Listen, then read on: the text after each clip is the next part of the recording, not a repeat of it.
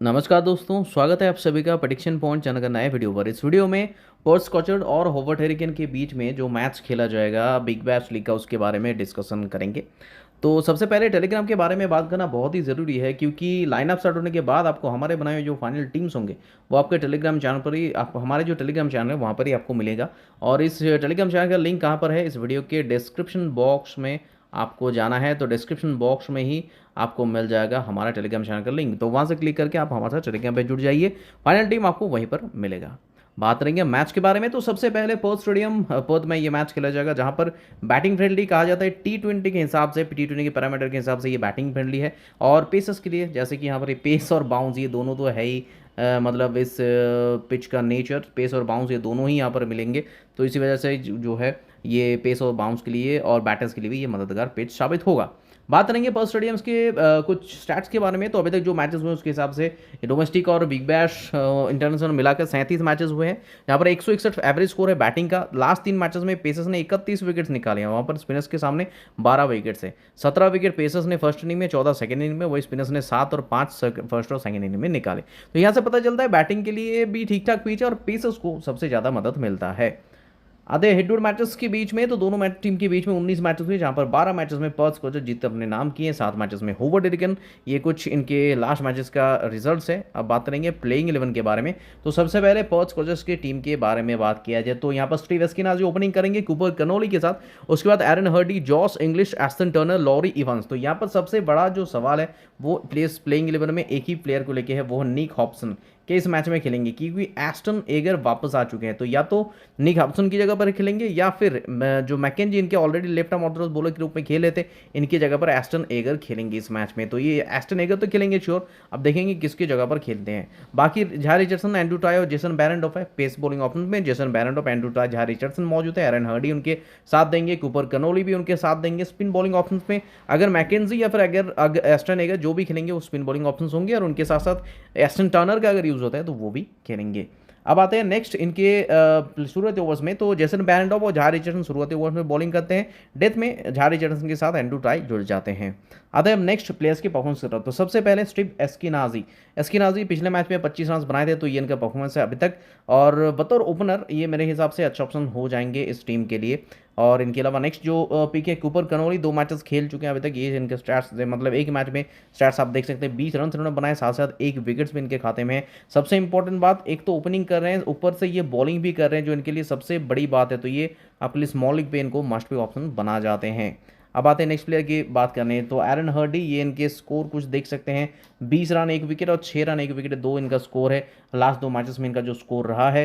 Head to head matches का भी stats है, 5 मैचेस में 122 रन इन्होंने बनाए इस टीम के विरुद्ध, यानी कि काफ़ी अच्छा खासा स्टैट्स है। 40 के एवरेज से 6 विकेट्स भी है इनके खाते में। इस वेन्यू पे भी 14 मैचेस में 321 रन इन्होंने बनाए हैं और 9 विकेट्स भी निकाले हैं। तो नो डाउट ये आपके लिए स्मॉल लीग के लिए तो मास्टर ऑप्शन होंगे ही, साथ ही साथ एक अच्छे कप्तान वाइस के ऑप्शन भी हो जाते हैं।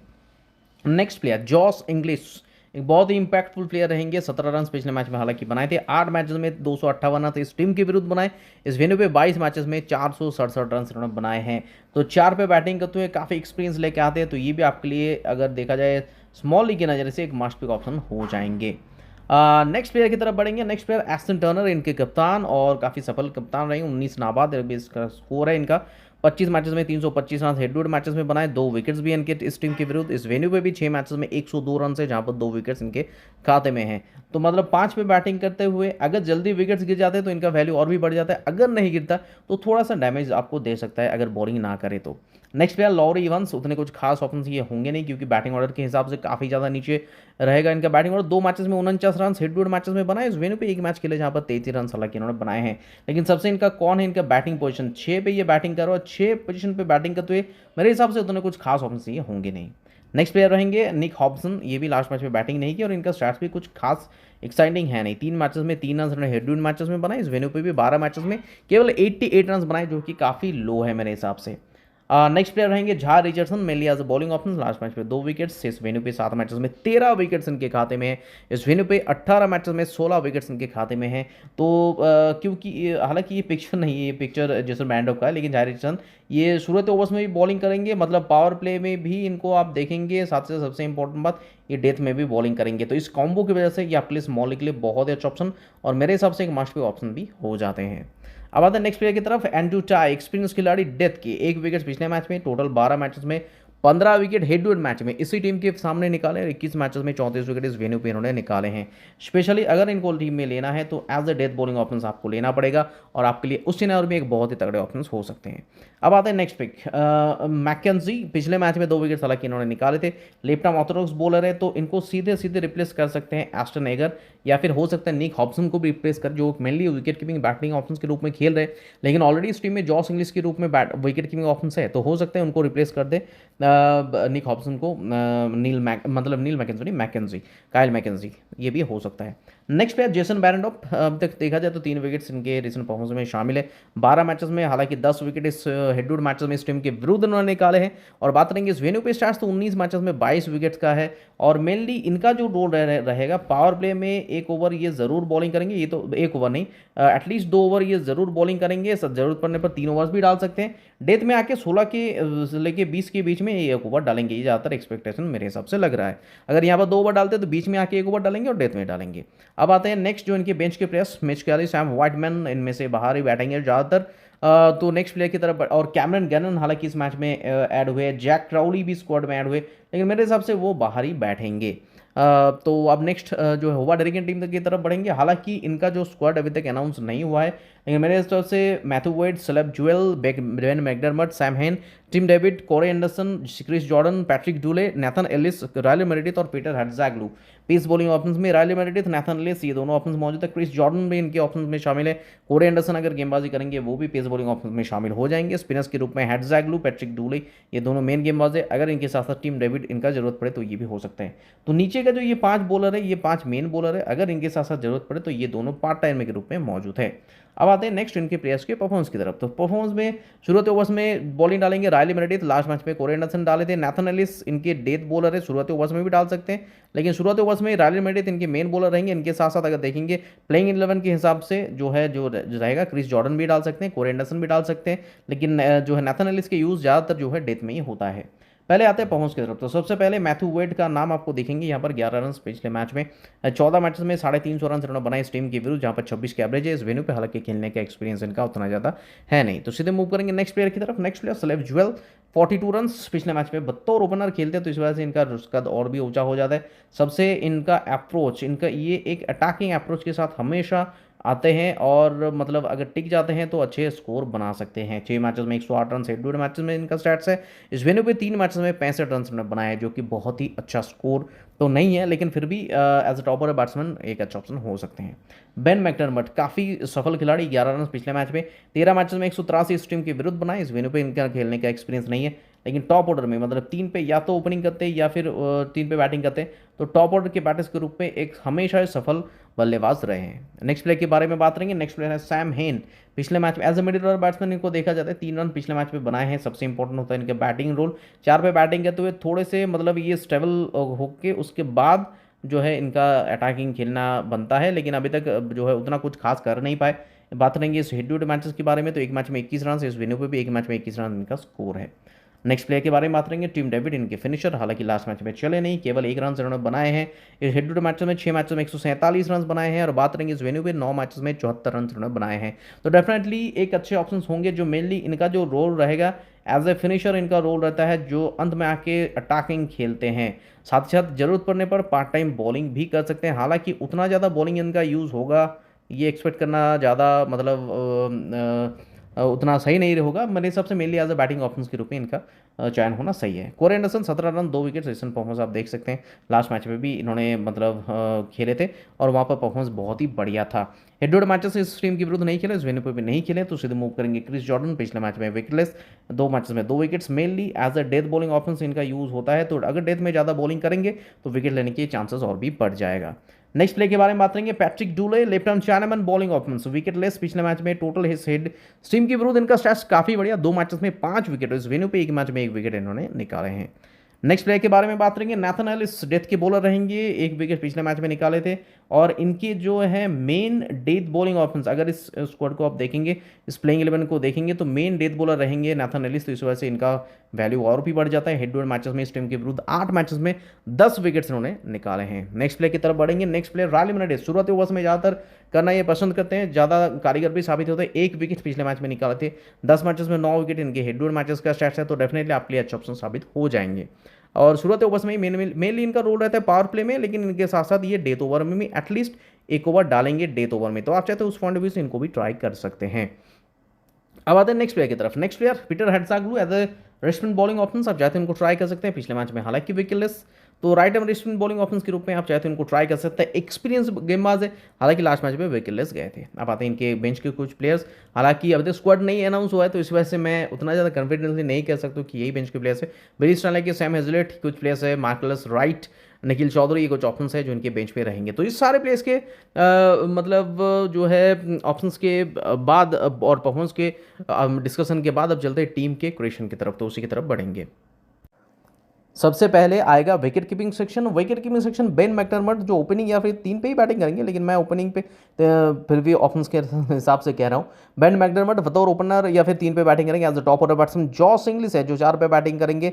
मैथ्यू वेड है जो ओपनिंग करेंगे। ये तीनों ही बहुत ही अहम हिस्से हो सकते हैं। फिलहाल के लिए मैं जॉस इंग्लिश को यहाँ पर ट्राई कर रहा हूँ, उनके साथ मैथ्यू वेड को आप चाहे तो बेन मैकडरमट को भी उनके साथ पकड़ सकते हैं, लेकिन फिलहाल के लिए मैं उनको होल्ड पे रख रहा हूँ। बैटिंग सेक्शन की तरफ बढ़ेंगे, तो बैटिंग सेक्शन में यहाँ पर ऑप्शंस के बारे में बात कीजिए तो टिम डेविड एक बहुत ही अच्छा ऑप्शन, एक्सपीरियंस खिलाड़ी, मैच फिनिशर, आप चाहे तो इनको ट्राई कर सकते हैं। बैटिंग करेंगे ज़्यादातर 6 पे या फिर 5 पे भी कर सकते हैं। एस्टन टर्नर 5 पे बैटिंग करेंगे, आप चाहे तो इनमें से किसी को भी ट्राई कर सकते हैं। जैक क्राउली पिछले इस मैच में स्क्वाड के लिए ऐड हो चुके हैं, लेकिन स्कॉटिश टीम इनको खिलाते ही या नहीं, ये भी सबसे बड़ी बात है। तो जैक क्राउली जो है अगर खेलते अच्छा ऑप्शन रहेंगे, लेकिन फिलहाल के मैं इनको ट्राई नहीं कर रहा हूँ। Laurie Evans Perth Scottish team तरफ से फिलहाल के लिए मैं इनको मतलब क्योंकि इनका बैटिंग ऑर्डर काफ़ी नीचे, ये 6 पे बैटिंग करेंगे, उस हिसाब से उस पोजीशन पे ये खेलने वाले बल्लेबाज भी नहीं है, तो फिलहाल के लिए मैं इनको हटा रहा हूँ।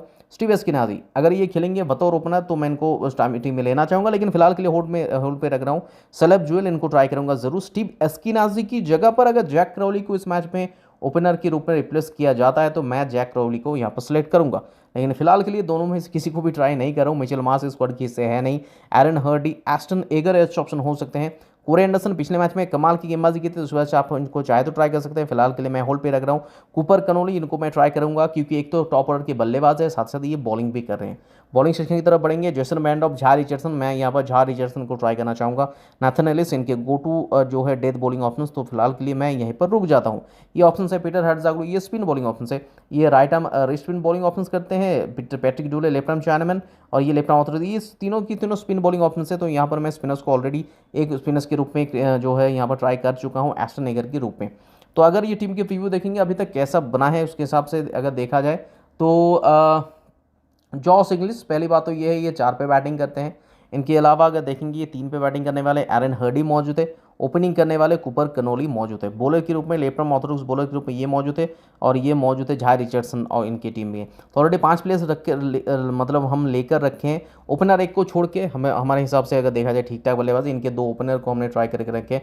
मैथ्यू वेड है, सलेब जुएल है, इनके साथ साथ एक बॉलिंग ऑप्शन जहाँ से 4 ओवर एक्सपेक्ट कर सकते हैं नाथन एलिस। तो एक बल्लेबाज गेंदबाज या फिर ऑलराउंडर चाहे तो आप चाहे तो ट्राई कर सकते हैं। कोरे एंडरसन, क्योंकि मैं इनके साथ क्यों जाना चाहता हूं क्योंकि पिछले मैच में ये बैटिंग के साथ साथ थोड़े बहुत बॉलिंग में भी जुड़े थे, तो इसी वजह से मैं इनको ट्राई करना चाहूँगा, मतलब ट्राई करने की रिकमेंडेशन करूँगा। क्योंकि एक तो ये है लास्ट मैच में इन्होंने बतौर मतलब केवल अगर मतलब ये बल्लेबाज होता वो मतलब वो मेरे हिसाब से उतने कुछ खास ऑप्शन नहीं होंगे, क्योंकि ये मीडियम पेस गेंदबाज है, पर्थ के पीछे है, तो हो सकता है पिछले मैच की तरह इस मैच में भी एक अच्छे प्रदर्शन कर जाए। तो इसी वजह से मैं इनको थोड़ा सा रिकमेंडेशन में रखना चाहूँगा। हालांकि होल्ड में मैं अभी रख रहा हूँ होवर्ड हेरिगन टीम तरफ से। इनका जो रोल रहा है मेनली पिछले मैच की अगर बात करेंगे तो ये बैटिंग किए थे, कहाँ पर बैटिंग की थी ये 6 पे, और साथ ही साथ सबसे इंपॉर्टेंट बात जो इनके लिए मैं कहना चाहूँगी ये 4 ओवर ऑलमोस्ट बॉलिंग डाले थे, तो इस वजह से मैं इनको जो है रखना चाहूँगा अपने टीम में। तो 6 पे बैटिंग किए थे, साथ ही साथ ऑलमोस्ट 4 ओवर बॉलिंग डाले थे, तो उस वजह से मेरे हिसाब से एक अच्छा ऑप्शन रहेंगे, तो इस वजह से मैं इनको ट्राई करना चाहूँगा। Corey Anderson,